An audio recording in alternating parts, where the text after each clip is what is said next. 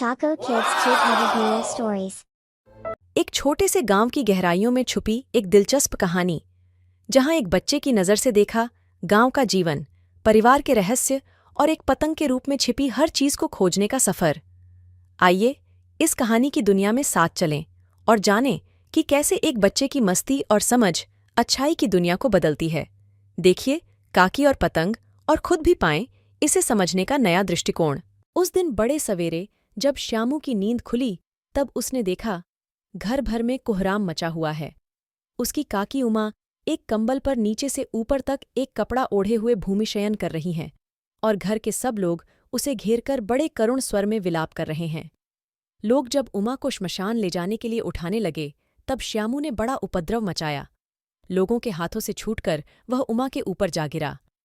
बोला, काकी सो रही हैं, उन्हें इस तरह उठाकर कहाँ लिए जा रहे हो? मैं न जाने दूंगा। लोग बड़ी कठिनता से उसे हटा पाए। काकी के अग्नि संस्कार में भी वह न जा सका। एक दासी राम राम करके उसे घर पर ही संभाले रही। यद्यपि बुद्धिमान गुरुजनों ने उन्हें विश्वास दिलाया कि उसकी काकी उसके मामा के यहाँ गई है, परंतु असत्य के आवरण में सत्य बहुत समय तक छिपा न रह सका। आसपास के अन्य अबोध बालकों के मुंह से ही वह प्रकट हो गया। यह बात उससे छिपी न रह सकी कि काकी और कहीं नहीं, ऊपर राम के यहाँ गई है। काकी के लिए कई दिन तक लगातार रोते रोते उसका रुदन तो क्रमशः शांत हो गया, परंतु शोक शांत न हो सका। वर्षा के अनंतर 1 ही 2 दिन में पृथ्वी के ऊपर का पानी अगोचर हो जाता है, परंतु भीतर ही भीतर उसकी आर्द्रता जैसे बहुत दिन तक बनी रहती है, वैसे ही उसके अंतस्थल में वह शोक जाकर बस गया था। वह प्राय अकेला बैठा बैठा शून्य मन से आकाश की ओर ताका करता। एक दिन उसने ऊपर एक पतंग उड़ती देखी। न जाने क्या सोचकर उसका हृदय एकदम खिल उठा। विश्वेश्वर के पास जाकर बोला, काका मुझे पतंग मंगा दो। पत्नी की मृत्यु के बाद से विश्वेश्वर अन्यमनस्क रहा करते थे। अच्छा, मंगा दूंगा। कहकर वे उदास भाव से और कहीं चले गए। श्यामू पतंग के लिए बहुत उत्कंठित था।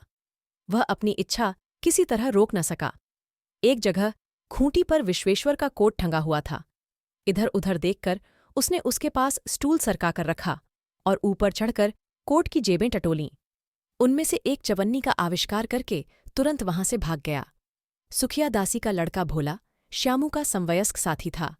श्यामू ने उसे चवन्नी देकर कहा, अपनी जीजी से कहकर गुपचुप एक पतंग और डोर मंगा दो। देखो खूब अकेले में लाना, कोई जान न पावे। पतंग आई। एक अंधेरे घर में उसमें डोर बांधी जाने लगी। श्यामू ने धीरे से कहा, भोला, किसी से न कहो तो एक बात कहूं। नहीं, किसी से नहीं कहूंगा। श्यामू ने रहस्य खोला। कहा, मैं यह पतंग ऊपर राम के यहाँ भेजूंगा। इसे पकड़कर काकी नीचे उतरेंगी। मैं लिखना नहीं जानता, नहीं तो इस पर उनका नाम लिख देता। बात तो बड़ी अच्छी सोची, परंतु एक कठिनता है। यह डोर पतली है, इसे पकड़कर काकी उतर नहीं सकती। इसके टूट जाने का डर है। पतंग में मोटी रस्सी हो तो सब ठीक हो जाए। श्यामू गंभीर हो गया। मतलब यह बात लाख रुपए की सुझाई गई है, परंतु कठिनता यह थी कि मोटी रस्सी कैसे मंगाई जाए। पास में दाम है नहीं, और घर के जो आदमी उसकी काकी को बिना दया माया के जला आए हैं, वे उसे इस काम के लिए कुछ नहीं देंगे। उस दिन श्यामू को चिंता के मारे बड़ी रात तक नींद नहीं आई। पहले दिन की तरकीब से दूसरे दिन उसने विश्वेश्वर के कोट से 1 रुपया निकाला, ले जाकर भोला को दिया और बोला, देख भोला, किसी को मालूम न होने पाए। अच्छी अच्छी 2 रस्सियां मंगा दे। एक रस्सी ओछी पड़ेगी। जवाहिर भैया से मैं एक कागज पर काकी लिखवा रखूंगा। नाम की चिट रहेगी तो पतंग ठीक उन्हीं के पास पहुंच जाएगी। 2 घंटे बाद प्रफुल्ल मन से श्यामू और भोला अंधेरी कोठरी में बैठे बैठे पतंग में रस्सी बांध रहे थे। अकस्मात शुभ कार्य में विघ्न की तरह उग्र रूप धारण किए विश्वेश्वर वहां आ घुसे। भोला और श्यामू को धमकाकर बोले, तुमने हमारे कोट से रुपया निकाला है? भोला सकपकाकर एक ही डांट में मुखबिर हो गया। बोला, श्यामू भैया ने रस्सी और पतंग मंगाने के लिए निकाला था। विश्वेश्वर ने श्यामू को 2 तमाचे झड़कर कहा, चोरी सीखकर जेल जाएगा? अच्छा, तुझे आज अच्छी तरह समझाता हूं। कहकर फिर तमाचे जड़े और कान मलने के बाद पतंग फाड़ डाला। अब रस्सियों की ओर देखकर पूछा, ये किसने मंगाई? इन्होंने मंगारी थी। कहते थे इससे पतंग तानकर काकी को राम के यहाँ से नीचे उतारेंगे। विश्वेश्वर हतबुद्धि होकर वहीं खड़े रह गए। उन्होंने फटी हुई पतंग उठाकर देखी। उस पर चिपके हुए कागज पर लिखा हुआ था, काकी। इस कहानी से हमें कई महत्वपूर्ण सीखने को मिलते हैं। 1. सोच समझकर काम करना। कहानी में श्यामू ने बिना सोचे समझे रस्सी मंगाने का निर्णय लिया, जिससे उसे बड़ी समस्या का सामना करना पड़ा। हमें यह सीख मिलती है कि हर कार्य को सोच समझकर ही करना चाहिए। 2. अपने अंदर की बात सुनना। श्यामू ने अपने मित्र भोला की बात नहीं सुनी और फिर उसे बड़ा नुकसान हुआ।